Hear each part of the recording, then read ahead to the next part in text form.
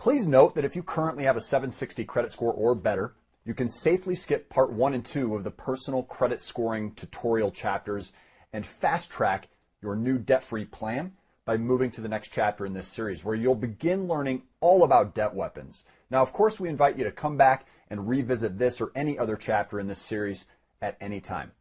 In this chapter, we're going to uncover some of the most insidious information of the entire training series, because we'll reveal how anyone can get any credit score faster. Now, we'll do this by revealing the magic and mystery behind the FICO credit scoring formula.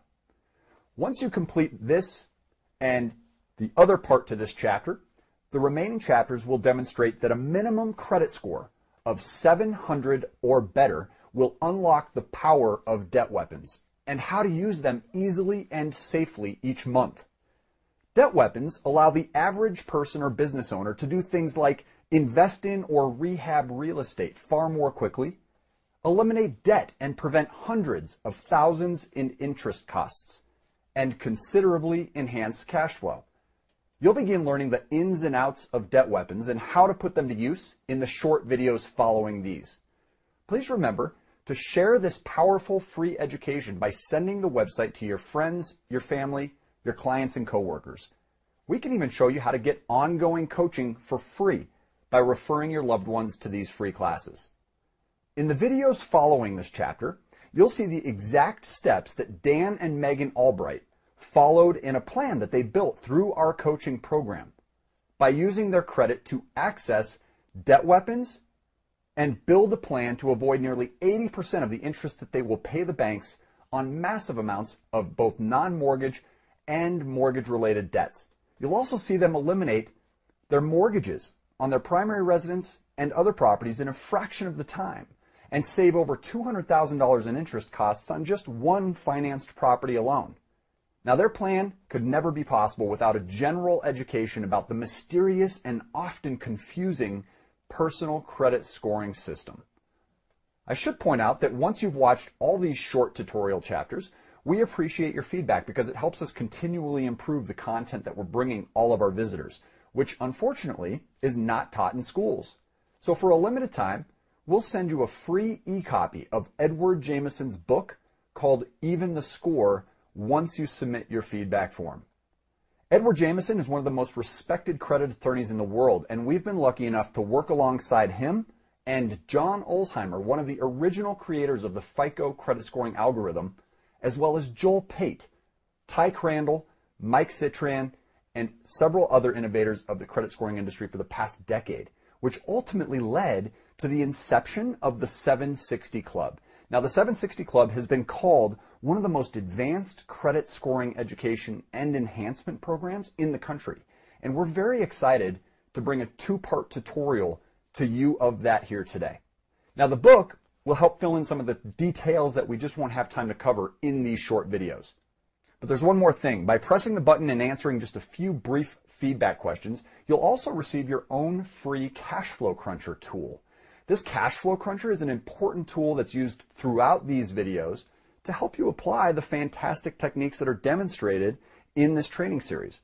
Now, however, if after seeing all the chapters you'd like to skip the feedback form and simply register to get the next step in the training, which is a complimentary, customized implementation phone coaching session, and it's designed to help you and your family properly use these strategies, just simply press the other button to skip the feedback form and schedule that session.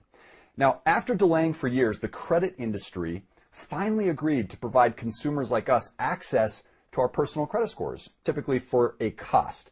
Without proper education, many consumers just have been unable to leverage this tool properly. So having access to your credit scores and reports is similar to being handed a treasure map, because lenders use credit scores to determine who to give credit to and at what interest rates.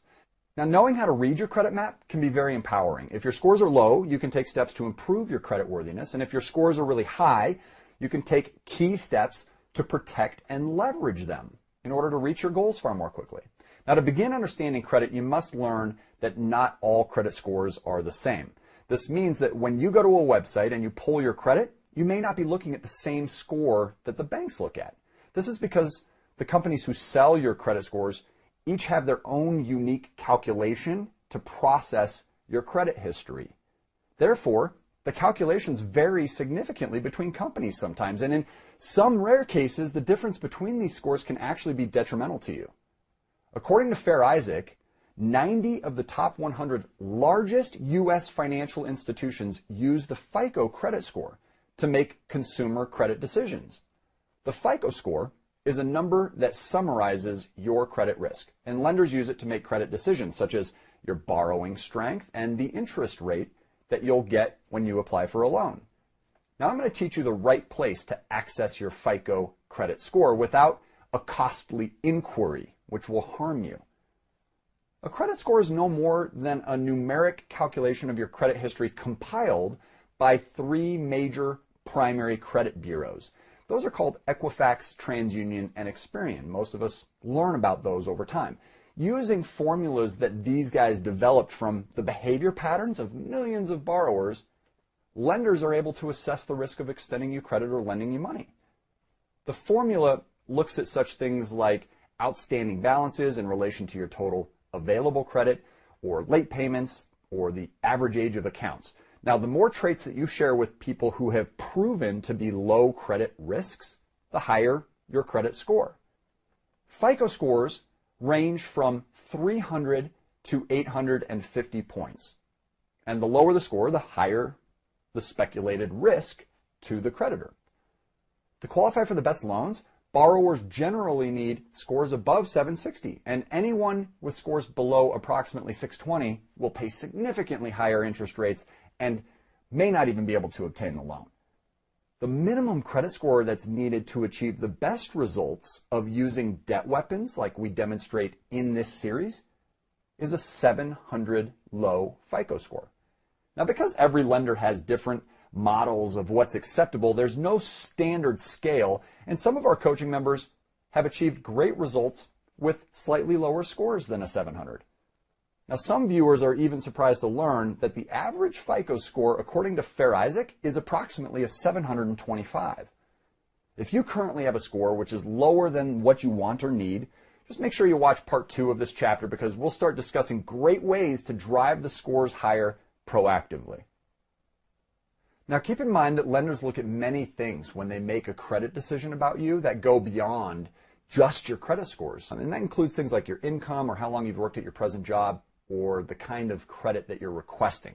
Now, since they factor in this additional information and often consider certain special circumstances, lenders may credit you when other areas are strong, even if your scores are low. And they can also refuse to lend if your scores are high. Still, credit scores count heavily in your ability to get credit on good terms, which is important if you're going to benefit from all of the techniques demonstrated in later chapters. To learn how to optimize your compensating factors, make sure you watch all of the short video chapters in this training series. The 5 main categories of information that FICO scores evaluate, along with their approximated weightings, are: first, your payment history of 35%. Late payments have the single greatest negative impact on your score and account for a total of 1/3 of it. Now, how frequently and how recent the late payments are factored as well. In other words, a 60-day late payment made a month ago is going to count more against you than a 60 or 90-day late payment many years ago. The utilization ratio is the next. 30% of your score is based on the ratio between your total balances and your total available credit on your revolving accounts. And it's one of the most important factors in the FICO credit score. It's worth almost as much as paying your bills on time, yet many people don't learn this until later in life, how valuable it is. Owing a great deal of money on many accounts or maxing out on various accounts can actually indicate that a person is overextended and is more likely to make some payments late or make other poor financial decisions. Therefore, a score can be penalized. The third factor is the length of credit history, which counts towards 15% of the credit score. FICO takes into account how long your credit accounts have actually been established overall and how long specific credit accounts have been established, as well as the date of last activity on certain accounts. The fourth factor is the mixture of credit. It's 10% of your credit score. And the formula will consider the types of credit cards, retail accounts, installment loans, finance company accounts, mortgage loans, etc.